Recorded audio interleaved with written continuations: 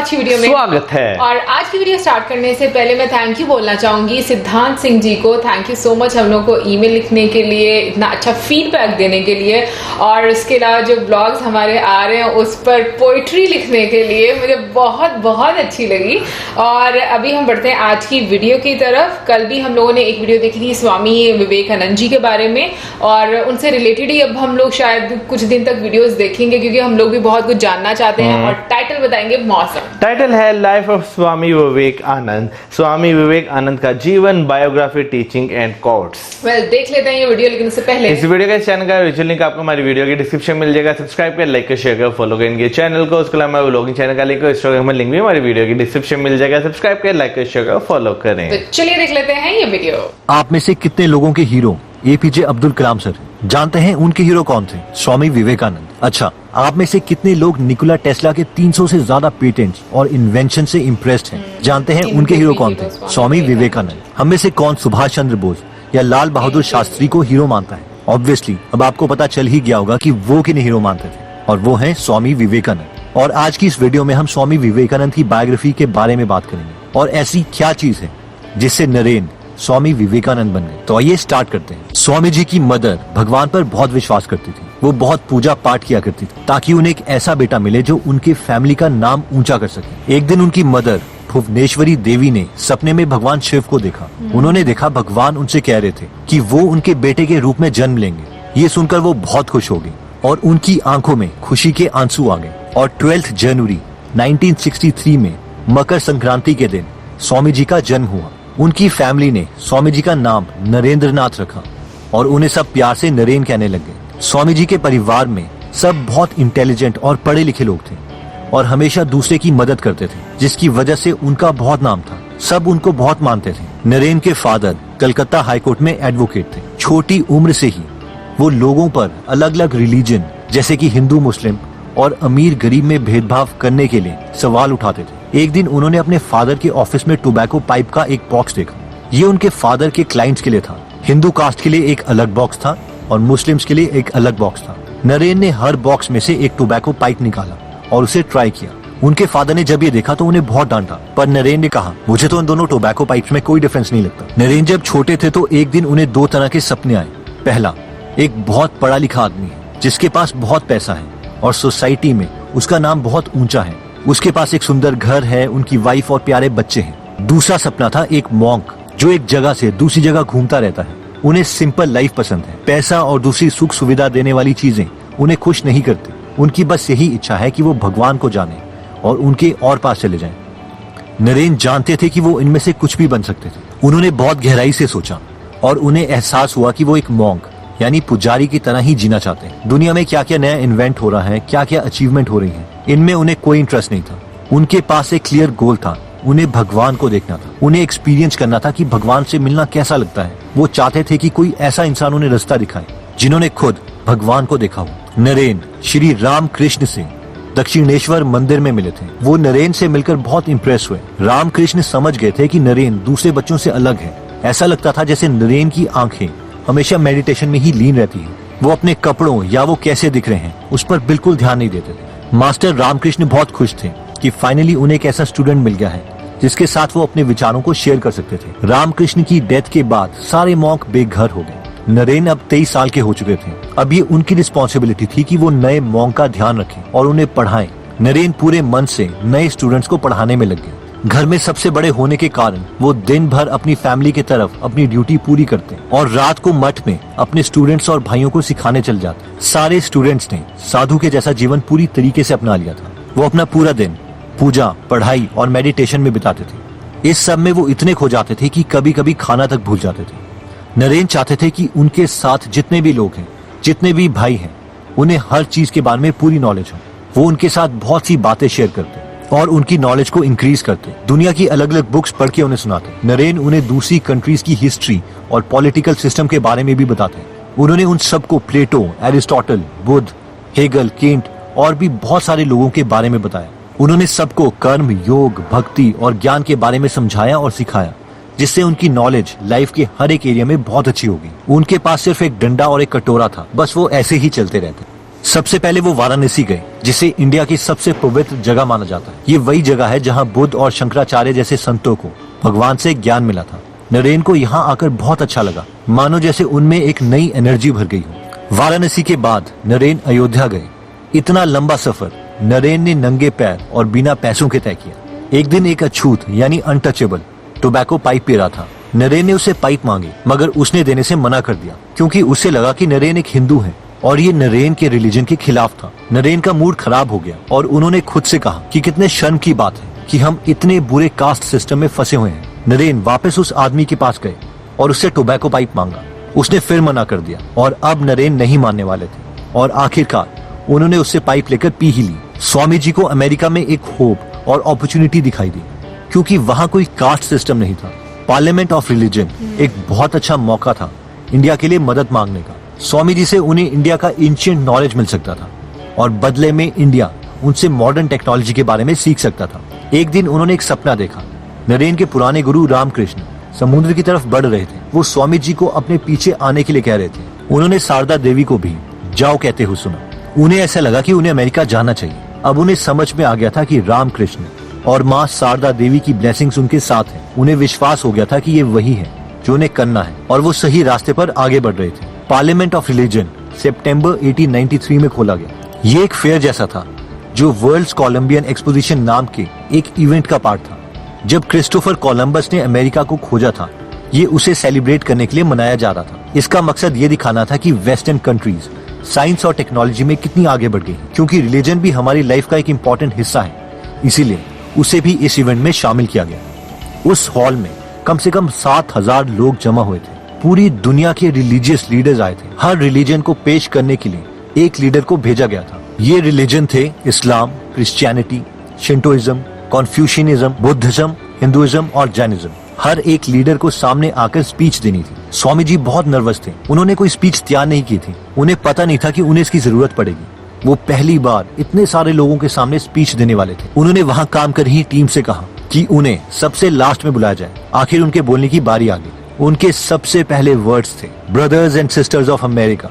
उनके इन वर्ड्स ने वहाँ सभी लोगों का दिल जीत लिया। वहाँ पर सब लोगों ने खड़े होकर उनके लिए तालियां बजाई। सबको लगा कि कोई अलग आया है जिसने पूरे मन से कहा था और जिनकी बातों में सच्चाई थी। वो सबसे ये कहना चाहते थे कि हमें एक दूसरे को एक्सेप्ट करना सीखना पड़ेगा। हमें एक दूसरे को समझने की और शांति बनाकर रखने की जरूरत है। कोई हमसे अलग है तो क्या हुआ, हमें सबकी रिस्पेक्ट करनी चाहिए। स्वामी जी की वो खास बात जो उन्हें दूसरों से अलग बनाती थी वो ये थी, उन्होंने कभी किसी रिलीजन को सही और बाकी सबको गलत प्रूफ करने की कोशिश नहीं की। उनका मानना था कि सब रिलीजन हमें भगवान तक ले जाने का रास्ता है। वो कहते थे कि किसी मकान में अंदर जाने के बहुत सारे दरवाजे हो सकते हैं। पार्लियामेंट्स ऑफ रिलीजन के बारे में इंडिया में खबरें आने लगी। न्यूज़पेपर्स और मैगजीन्स में स्वामी जी की स्पीच छपने लगी। सारे इंडियंस को बहुत प्राउड फील हो रहा था। मठ में जो उनके भाई थे उन्हें विश्वास नहीं हो रहा था कि क्या ये वही नरेन है जिनका इतना नाम हो गया है। जब स्वामी जी ने उनको लेटर लिखा तब जाकर सबको विश्वास हुआ। अमेरिका में स्वामी जी की बहुत लोग मदद कर रहे थे, लेकिन वो उन पर डिपेंडेंट नहीं होना चाहते थे। इसलिए वो अमेरिका में जगह जगह जाकर लेक्चर्स देने लगे ताकि उन्हें कुछ पैसे मिल सके। हर जगह उन्होंने दया और सबको एक्सेप्ट करने वाली सोच को फैलाने की कोशिश करी। स्वामी जी ने न्यूयॉर्क, बॉस्टन, वॉशिंगटन और कैम्ब्रिज में लेक्चर्स दिए। उनका जो गोल था वो अब जाके पूरा हुआ था। उन्होंने पूरी दुनिया को अपने विचारों के बारे में बताया था और इसी वजह से अब वो इंडिया में गरीब लोगों की मदद कर सकते थे। जब स्वामी जी इंडिया पहुंचे तो हजारों लोग पोर्ट पर स्वामी जी के आने का वेट कर रहे थे। जब उनके कपड़े की एक झलक दिखाई दी तो वो सब खुश हो गए और उनका नाम लेकर चीयर्स करने लगे। उनको रिस्पेक्ट देने के लिए वो सब लोग जमीन पर बैठ गए। वो तो एक मॉन्क थे, वो तो एक पुजारी थे जिनके पास ना तो पैसे थे ना ही घर। लोग उनको उनके ज्ञान और उनकी सोच के लिए पसंद करते थे और ये अपने आप में बहुत बड़ा अचीवमेंट था। वो इन सब के लिए ग्रेटफुल थे। स्वामी जी पहले मद्रास गए, फिर कलकत्ता। वो जहाँ भी जाते लोग उन्हें वेलकम करने के लिए वेट करते थे। लोगों में उन्हें देखने और उनकी बातें सुनने की बहुत इच्छा थी। एक बार उनके एक फॉलोअर ने उनसे पूछा, क्या आप इन सब से थक नहीं जाते? स्वामी जी ने कहा, भगवान का काम करने में थकान कैसी। एक दिन उनके पास एक आदमी आया जो बहुत परेशान था। उसने कहा कि उसने सब कुछ करके देख लिया है लेकिन वो भगवान को नहीं ढूंढ पा रहा। उसके टीचर ने जैसा कहा था वो वैसा ही करता था। भगवान की मूर्ति की पूजा किया करता था, आंखें बंद करके अपने रूम में मेडिटेशन करने की कोशिश किया करता था, फिर भी उसे मन की शांति नहीं मिल रही थी। मैं क्या करूं? उसने स्वामी जी से पूछा। स्वामी जी को उस पर दया आ गई। उन्होंने कहा, अपने दरवाजे अपनी आंखें खोलो, अपने चारों तरफ देखो। उन्होंने उसे अपने आसपास गरीब और कमजोर लोगों को देखने के लिए कहा। बोले कि उसे पूरी मेहनत और मन से उन सब लोगों की मदद करनी चाहिए। अगर वो भूखे हैं तो उन्हें खाना दो, अगर वो बीमार हैं तो उन्हें दवाई दो, अगर वो पढ़े लिखे नहीं है तो उन्हें पढ़ाओ। पूरे मन से उनकी सेवा करो, तभी तुम्हें शांति मिलेगी। स्वामी जी को अस्थमा हो गया था। डॉक्टर्स ने उन्हें नॉर्थ इंडिया जाने के लिए कहा क्योंकि वहाँ पर क्लाइमेट अच्छा था। नॉर्थ के लोग बहुत समय से स्वामी जी को बुला रहे थे, इसलिए स्वामी जी मान गए। अपने फ्रेंड को लिखे हुए लेटर में उन्होंने कहा था कि वो बहुत थका हुआ महसूस कर रहे हैं। स्वामी जी ने नॉर्थ इंडिया के हर एक स्टेट में लेक्चर दिए। स्वामी जी एकता को बढ़ावा देने के लिए एक कास्ट को दूसरी कास्ट में शादी करने की बात भी करते थे। उन्होंने यूनिवर्सिटीज में भी कहा था कि स्टूडेंट्स को सिर्फ क्लर्क, लॉयर या डिप्लोमेट ना बनाए, बल्कि उन्हें अपने देश की सेवा करने और अपने देश से प्यार करना भी सिखाए। अंत में स्वामी जी बेलूर मठ में रहने लगे। उनका अस्थमा और खराब हो गया था। दिन ब दिन उनकी बॉडी और वीक हो रही थी, मगर उनका माइंड अभी भी बहुत शार्प था। अगर कोई मॉन्क उन्हें रेस्ट करने के लिए कहता तो वो नहीं मानते थे। स्वामी जी को एनसाइक्लोपीडिया ब्रिटानिका बहुत पसंद आई। एक मॉन्क ने उनसे कहा कि इस बुक में सारे 25 वॉल्यूम को याद करना बहुत मुश्किल है, पर स्वामी जी तब तक 11th वॉल्यूम स्टार्ट कर चुके थे। उन्होंने उस मॉन्क से कहा कि वो 10 वॉल्यूम पढ़ चुके हैं, उनमें से वो कुछ भी पूछ सकता है। वो मॉन्क बहुत सरप्राइज हुआ ये देखकर कि स्वामी जी को सारे जवाब आते थे।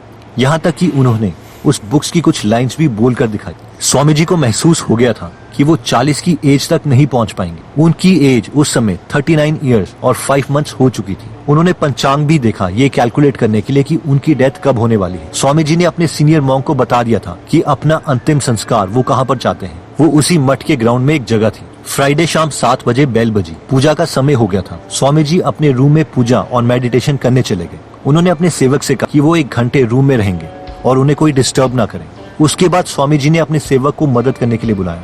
रूम में सब विंडोज को खुला दिया गया ताकि फ्रेश हवा आ सके। स्वामी जी बेड पर लेट गए। उनके सेवक ने सोचा कि वो सो गए हैं। वो वैसे ही लेटे रहे। उनके चेहरे पर बहुत शांति थी। वो लंबी सांसें ले रहे थे। फिर रात 9 बजे उन्होंने अपने शरीर को छोड़ दिया। उन्होंने अपनी आवाज और अपनी सोच को गरीबों के लिए मदद मांगने में लगा दिया था। वो पूरी कंट्री में घूमे और हर जगह उन्हें यही गरीबी दिखाई दी। उन्होंने अपने स्पेशल गिफ्ट को लोगों की सेवा करने में लगा दिया। उनके इसी क्लियर गोल ने उन्हें इतना सक्सेसफुल बनाया। उनके इसी पक्के इरादे के कारण उन्हें यूरोप और अमेरिका में इतनी रिस्पेक्ट मिली।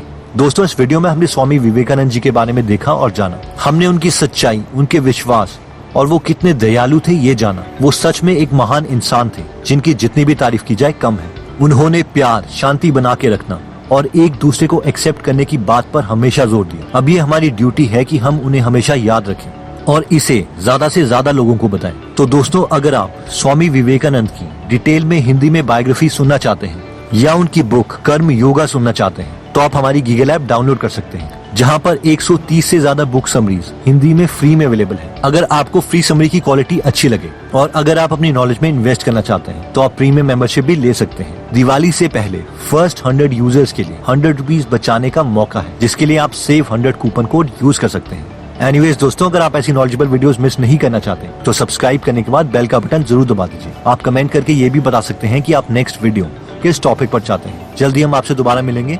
जय हिंद।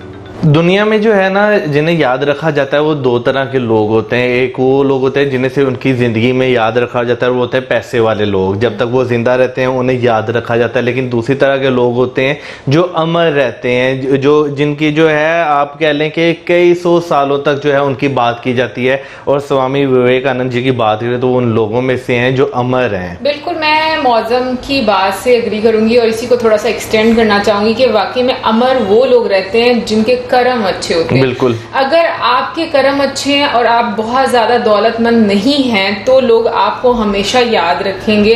आने वाले पता नहीं कितनी सदियों तक लोग आपको जानते रहेंगे। अगर हम लोग स्वामी जी की भी बात करें तो मतलब हमारे लिए तो बहुत ही, मैं कहूंगी कि एक नई शख्सियत हैं कि जिनको हम लोग अब आकर जान रहे हैं, लेकिन बहुत सारे लोग उनको पहले से जानते होंगे। और मतलब मेरा कहना है कि कल भी हम लोगों ने एक वीडियो देखी थी और आज भी हम लोगों ने उनके बारे में एक वीडियो देखी है। कल पार्लियामेंट ऑफ रिलीजन के बारे में मतलब वो सारा तस्करा किया गया था। तो जैसे आज वीडियो देखी है तो काफी सारा एक कॉन्टेक्स्ट जो है वो भी समझ में आ रहा था।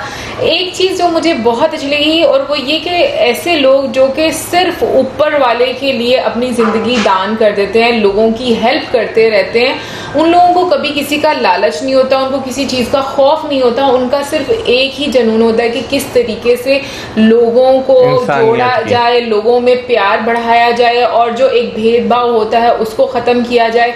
और ऐसे लोगों के बारे में अगर मैं बात करूं तो उनका बचपन से ही मैं कहूँगी कि काफ़ी वो डिफरेंट दिखते हैं और बिहेव करते हैं, या हम कहें कि उनका जो थॉट प्रोसेस होता है वो भी बहुत डिफरेंट होता है। बिल्कुल, मैं आपसे बिल्कुल एग्री करता हूं। मैं अगर बहुत सारे लोगों की बात करें, आप हिस्ट्री उठा के देखें ना, तो बहुत सारे लोग जो ऐसे हैं इंसानियत की खिदमत करते हैं, उनकी ज़िंदगी में आपको एक चीज़ कॉमन ज़रूर मिलेगी। वो हर बंदे को ये ज़रूर कहेंगे कि आपके रास्ते अलग हो सकते हैं, यानी कि आप डिफरेंट रास्तों से जा सकते हैं, लेकिन आप सबकी मंजिल एक है। दूसरा जो है, ऐसे लोग जो है ना वो इंसानियत की खिदमत के लिए जो है उनकी सेवा के लिए बहुत ज़्यादा आगे आते हैं। वो माशरे में उन चीज़ों को नोट करते हैं जिसे कोई नेता या क्या नाम लेते हैं, कोई ऐसा बंदा जिसे पावर का नशा हो वो नोट नहीं कर सकता। तो ऐसे लोग जो होते हैं ना वो वाकई हमारे हीरो हैं, हमारा एसेट हैं ये लोग, और इनके बारे में मेरा ख्याल है हर बंदे को पता होना चाहिए। इस लिहाज से हम अनफॉर्चुनेट है कि हमें जो है हिस्ट्री उस तरह नहीं पढ़ाई जाती। हिस्ट्री में हमें वो चीज़ों का नहीं पता, उन लोगों का नहीं पता जो पार्टीशन से बहुत अरसा पहले गुजर गए। अच्छा, वैसे मुझे लगता है कि ना करिकुलम इस तरह का कोई डिजाइन होना चाहिए कि जिसमें हम लोग ना रिलीजन के मैटर को एक साइड पर रख दें। ऑनेस्टली बता रही हूँ, मुझे लगता है कि रिलीजन को एक साइड पर रखकर करिकुलम को इस तरीके से बनाना चाहिए कि ना उसमें जितनी भी दुनिया की शख्सियात हैं, ऐसी पर्सनालिटीज जिनसे नई जनरेशन कुछ सीख सकती है, तो क्यों नहीं हम लोग उस चीज़ को पढ़ सकते। अगेन हम लोग वेस्ट पर बहुत ज़्यादा डिपेंड करते हैं और हम लोग हमेशा ये बात सोचते हैं कि भाई ये इतना कामयाब आदमी है, वो प्रोमिनेंट भी बहुत ज़्यादा होते हैं, लेकिन जो हमारे अपने हैं उनको कभी ना प्रोमिनेंट किया गया है और ना कभी खुद कोशिश लोग करते हैं। और अगर कोशिश की भी जाए तो फिर एक वो अलग सी ही जंग अपने ही लोगों के बीच में शुरू हो जाती है।